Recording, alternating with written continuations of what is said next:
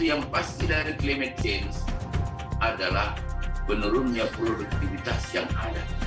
Sekarang pertanyaannya, berapa besar produktivitas yang akan hilang di Aceh, yang akan hilang di Kalimantan, yang akan hilang di Sulawesi, yang akan hilang di Jawa?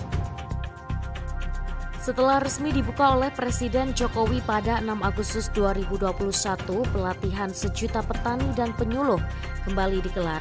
Edisi kedua ini mengangkat tema adaptasi dan mitigasi pertanian terhadap perubahan iklim dan secara serentak dibuka oleh Menteri Pertanian Syahrul Yassin Limpo pada 23 Februari 2022.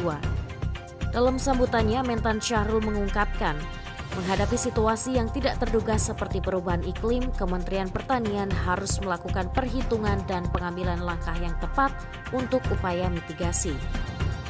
Dan ini tidak boleh kita spekulasi, bermain-main. Ya, Mentan itu nggak boleh salah hitung atau berspekulasi menghitungnya.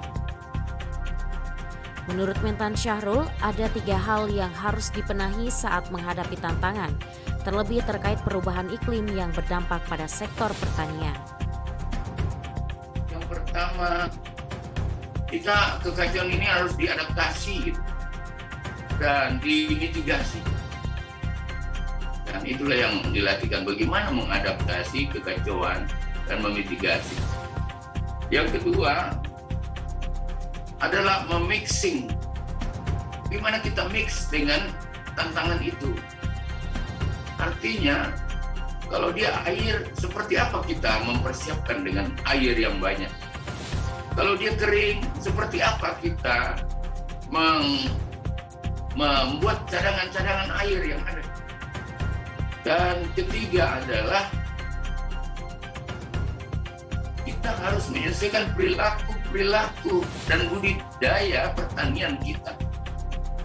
Kita sudah harus pakai artificial intelligence untuk mengetahui seperti mana agroklimats yang ada. Sementara itu, Kepala Badan Penyuluhan dan Pengembangan Sumber Daya Manusia Pertanian, Dedi Nur Syamsi, menuturkan permasalahan pada sektor pertanian yang timbul akibat perubahan iklim.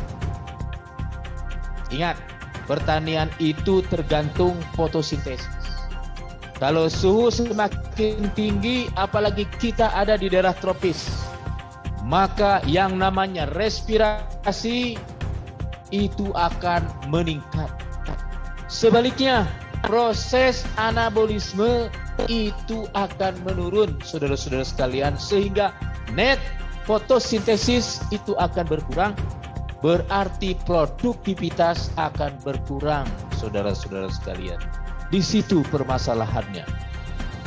Menindaklanjuti arahan Menteri Pertanian, Dedi juga mengajak seluruh insan pertanian untuk berkomitmen bersama-sama mengantisipasi dampak perubahan iklim. Dampak dari climate change ini dapat mengganggu produktivitas dan produksi pertanian secara signifikan. Oleh karena itu, saudara-saudaraku, kalau kita masih ingin tetap eksis di dunia ini, mau tidak mau, suka tidak suka, siap tidak siap, kita harus lakukan antisipasi terhadap perubahan iklim ini, saudara-saudara sekalian. Kita harus berjuang agar zero hunger. Tidak ada yang kelaparan di permukaan bumi ini, berarti pangan harus tetap tersedia, pangan harus tetap terjangkau, masyarakat harus mampu mengakses pangan dengan sebaik-baiknya. Putri Mutia, Novan Dwitra, Tim TV Tani mengabarkan.